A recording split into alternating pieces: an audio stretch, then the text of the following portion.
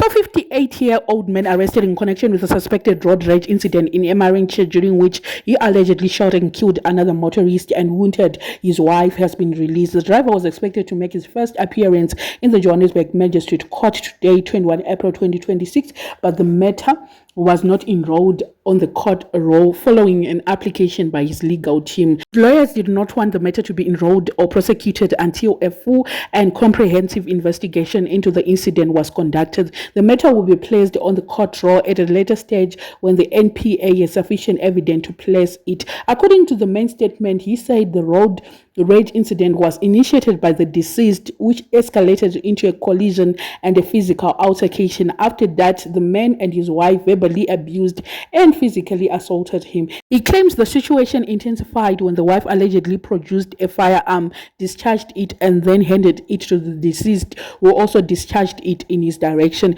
He returned fire. The deceased fell to the ground and the firearm fell from his hand. The unknown female immediately moved towards the firearm, picked it up and pointed it at him with intention of firing at him. He then discharged the firearm in a direction, striking her in the lower arm. He then dropped the firearm. At that point, he believed that the threat to his life was neutralized. He then placed his firearm on the floor and sat down. He acted on private defense. So the police now will be investigating the case of murder and attempted murder at the same time. And if they find something, then the matter will be enrolled back to the court. So for now, the only thing that we can do is to wait for police investigations, and then they will come back and tell us what did they find from their investigations.